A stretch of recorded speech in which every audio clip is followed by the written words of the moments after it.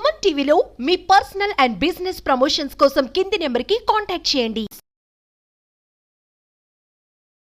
నమస్తే సుధీర్ సార్. నమస్తే అండి. లెటర్స్ గురించి మనం ఆల్రెడీ కొన్ని వీడియోస్ చేస్తున్నాము. ఎస్పెషల్లీ ఈ లెటర్ గురించి మనం మాట్లాడుకుంటే ఏ విధంగా అనుసంధానం చేసుకోవచ్చు అంటారు, ఎటువంటి పాత్ర పోషిస్తుంది, ఇంకా మనం నేర్చుకోవాల్సింది ఏంటి, ఎటువంటి స్కిల్స్ ఇంకా మనం అడాప్ట్ చేసుకోవాలి అంటారు, ఒకసారి దాని గురించి. ప్రపంచంలో మనకి ఎక్కువ వాల్యూ ఇచ్చేది ఎవరు? మనమే ఎక్కువ వాల్యూ ఇచ్చుకుంటాం సార్. 200%. ఫస్ట్ దాన్ని సెల్ఫ్ వాల్యూ అనడం కంటే సెల్ఫ్ ఎస్టీమ్ అంటాం. మనకి మనం ఎంత వాల్యూ ఇచ్చుకుంటున్నాం, నాకు నేను ఎంత వాల్యూ ఇచ్చుకుంటున్నాను, నన్ను నేను ఎలా చూసుకుంటున్నాను అనేది సెల్ఫ్ ఎస్టీమ్. కాకుంటే దీంట్లో రెండు ఉంటాయి మ్యామ్, హై సెల్ఫ్ ఎస్టీమ్, లో సెల్ఫ్ ఎస్టీమ్. హై ఉన్న ప్రాబ్లం లేదు, కానీ లో సెల్ఫ్ ఎస్టీమ్ ఉంటే నాకు అంత సినిమా లేదు కానీ నా బతుకు అంత లేదు, నేనేం చేయలేను అని చెప్పి లో సెల్ఫ్ ఎస్టీమ్ కొంతమంది ఉంటారు, హై సెల్ఫ్ ఎస్టీమ్ కొంతమంది ఉంటారు. ఎక్కువ హై ఉన్నా కూడా పెద్ద ప్రాబ్లమే, నా అంత తోపు తురుము లేరు, నేను ఏదైనా చేయగలుగుతాను, అది కూడా పనికిరాదు. లో కూడా చాలా ప్రమాదం. లో అంటే ఏంటంటే నా భర్తకి నాకు అంత సినిమా లేదు, నేను అసలు ఏమి చేయలేను, నేను ఉద్యోగం చేయడానికి కూడా పనికిరాను, మా అమ్మా నాన్నకి వేస్ట్ ఫెలోగా పుట్టానని చెప్పి తను తక్కువ అంచనా వేసేసుకొని బతికే వాళ్ళు కూడా మనమే తీసేసుకుంటాం. సరే, ఈ హై లో ఎలా వస్తుంది అంటే ఫస్ట్ ప్రాబ్లం ఎక్కడ వస్తుందంటే దాన్ని చెప్పే ముందు, అసలు ఈ రెండింటిని అనాలిసిస్ చేసే ముందు, దీన్ని మేము యాక్చువల్గా క్లాస్లో ప్రాక్టికల్గా చెప్పేటప్పుడు ఒక ఎగ్జాంపుల్ చెప్తాం మేము.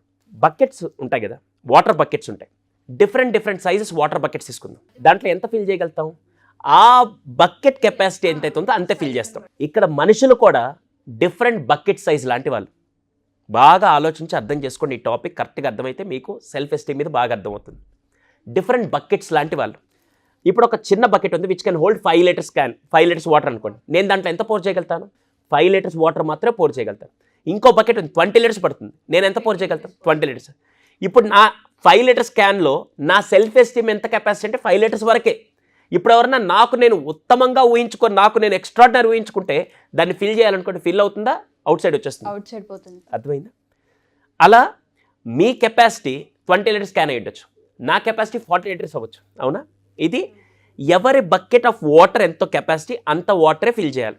కాకుంటే ఇక్కడ ప్రాబ్లం ఏంటి తెలుసా, అప్పుడప్పుడు కొంతమంది వచ్చి చిన్నప్పటి నుంచి మనల్ని, వాడికి అంత సినిమా లేదండి, చిన్నప్పుడు మనకి ఇంట్లో కొన్ని ట్యాక్స్ వేస్తారు, మావాడు లేజీ అండి, మావాడు బద్దకస్తు బ్రాండ్ అంబాసిడర్, వాడు ఏం చేయలేడరా, వాడు పనికి మనలోడరా అని చెప్పి మనల్ని కొంతమంది మాటలు అనగానే మనం ఏం చేస్తామంటే ఇంకా మన బతుకంతే, నేను చేయలేను, నాకు తెలుసు ఆల్రెడీ నేను చేయలేను. పాస్ట్ ఎక్స్పీరియన్స్లో ఎవరో మనల్ని అంటే మనం అక్కడ ఇంక నుంచి మన వాల్యూ అక్కడ తగ్గించుకుంటూ వస్తాం. దాన్ని ఏమంటారంటే, ఇప్పుడు అదే బకెట్కి నేను హోల్ పెట్టాను, లీకేజ్ స్టార్ట్ అవుతుంది. లీకేజ్ స్టార్ట్ అయిపోయి ఇప్పుడు నన్ను నేను ఎంత ఉత్తమంగా ఊహించుకుందాం అనుకున్నా కూడా అవ్వదు, ఫ్లో వెళ్ళిపోతుంది. అప్పుడు ఏమవుతుంది? ఇప్పుడు ఫస్ట్ చేయాల్సింది ఏంటి తెలుసా, నా బకెట్కి ఎక్కడ ప్యాచెస్ ఉన్నాయో, ఎక్కడ హోల్స్ ఉన్నాయో దానికి ప్యాచ్ చేసుకుంటూ రావాలి. అంటే ఏంటంటే, చిన్నప్పుడు ఎప్పుడో ఎవరో వచ్చి వీడికి చదువు రాదు, వీడికి మ్యాథ్స్ కష్టం, వీడు మ్యాథ్స్లో ఫెయిల్ అవుతూ ఉంటాడు అని నా బకెట్కి ఒక హోల్ పెట్టాడు. నేనేం చేయాలి ఇప్పుడు? అసలు అది కష్టమా కాదా, నేను అలా క్రియేట్ చేసుకున్నా, వాళ్ళు నన్ను అలా క్రియేట్ చేస్తున్నారు, ఎందుకు నాకు అది టఫ్ అనిపిస్తుంది అని అనిపించినప్పుడు నేను ఇక్కడ కూర్చొని, నాకు ఇంతకుముందు మ్యాథ్స్ బాగా వచ్చేది, ఇప్పుడు కూడా వర్కౌట్ చేస్తే మ్యాథ్స్ బాగా వస్తుంది, ఎలా అయినా సరే దీని గురించి కొద్దిగా వర్కౌట్ చేయాలని చెప్పి నేను ఎంత పాజిటివ్గా ఫీల్ చేద్దాం అనుకున్నా దీని నుంచి లీకేజ్ వెళ్తూ ఉంటే ఏమవుతుందా, నా సెల్ఫ్ ఎస్టీమ్ పెరగతే తగ్గిపోద్దా? ఖచ్చితంగా డౌన్ అవుతుంది. ఫస్ట్ నేను చేయాల్సింది ఆ సెల్ఫ్ ఎస్టీమ్ని, ఎక్కడైతే లీకేజ్ ఉందో దాన్ని క్లోజ్ చేసుకొని ఇప్పుడు నేను పాజిటివ్గా నన్ను నేను ఫీల్ చేసుకుంటూ ఉండాలి. అలా కాకుండా నా చుట్టూ మొత్తం నెగిటివ్ పీపులే ఉన్నారు, నెగిటివ్గా నా బకెట్ మొత్తం హోల్స్ పెడుతూ ఉన్నారు. ఇప్పుడు నేను ఎంత వాటర్ తీసుకొని వచ్చి పోస్తున్నా ఏమవుతుంది? ఇంపాసిబుల్. ఎంత పాజిటివ్ ఫీల్ చేయాలనుకున్నా నా వాల్యూ పెరుగుతుంది, తగ్గిపోతుంది. ఇప్పుడు లైఫ్లో జరిగే సర్కమ్స్టెన్సెస్ ఇదే.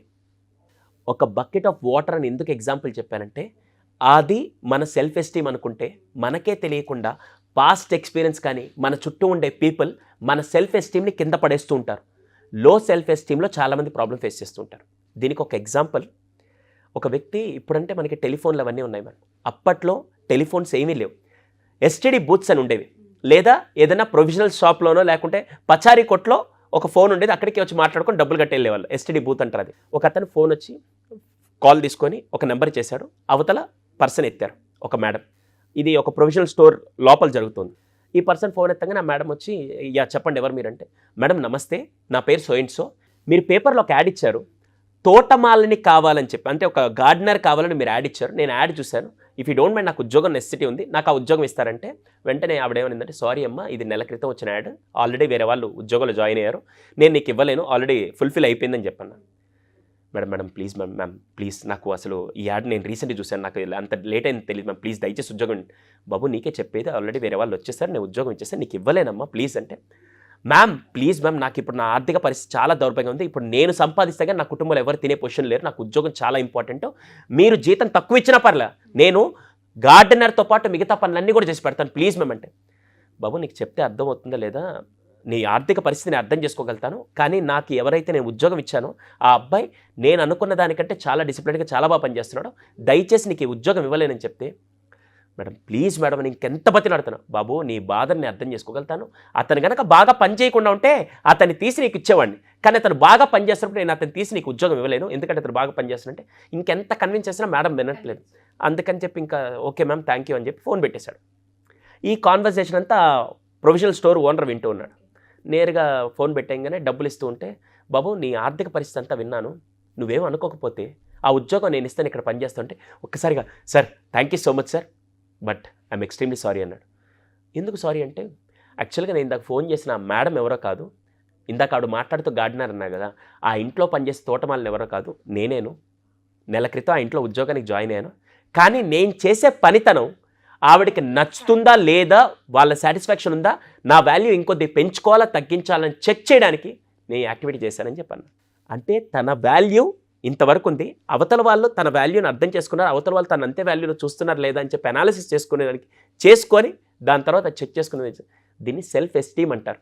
సెల్ఫ్ అనాలిసిస్ అంటే అది డిఫరెంట్. నేను చేసేదంటే నా వాల్యూ నాకు తెలిసి ఇంత ఉంది, మేడం కూడా నన్ను అంతే వాల్యూ ఇచ్చి నేను నిజంగా ఆమె ఎక్స్పెక్టేషన్ రీచ్ అవుతున్నా లేదని చెప్పి ఆ ఎస్టీమ్డ్ పొజిషన్ అనాలిసిస్ చేయడాన్ని సెల్ఫ్ ఎస్టీమ్ అంటారు. ఇది ఒక చిన్న యాక్టివిటీ కింద మీకు ఇప్పుడు బకెట్ ఆఫ్ వాటర్తో ఎగ్జాంపుల్ చెప్పాను, కానీ బిహేవియరల్ సైన్స్ కోర్సులో కంప్లీట్గా క్వశ్చనర్ బేస్లో యాక్టివిటీ బేస్లో ఎలా మీ లో సెల్ఫ్ ఎస్టీమ్ ఉంటే పైకి ఎలా తీసుకురావాలి, హై ఉంటే మితంగా ఎలా ఉండాలి, అవన్నీ కలిపి అక్కడ చెప్తాను. Thank you sir. ఎగ్జాంపుల్ అయితే వండర్ఫుల్, అసలు మీరు చెప్పిన ఎగ్జాంపుల్ ఇలాంటివి చాలా నేర్చుకోవాలని స్టూడెంట్స్కి ఎక్కువగా ఉంటుంది. చాలామందికి ఎస్పెషల్లీ డౌట్ ఏంటంటే, ఫ్యామిలీలో ఇది స్టూడెంట్స్ మాత్రమే తీసుకోవాలా, పేరెంట్స్ కూడా అటెండ్ అవ్వచ్చా, అండ్ ఎంతమందితో అప్రోచ్ అవ్వాలనుకుంటున్నారు అంతమంది ఫీజు పే చేయాలన్న ఆ డౌట్ అది ప్రతి ఒక్కరికి ఉంది. ఒకసారి దానికి క్లారిటీ. ఇది మొత్తం ఫ్యామిలీ, ఇది ఫ్యామిలీ రిజిస్ట్రేషన్ అండి.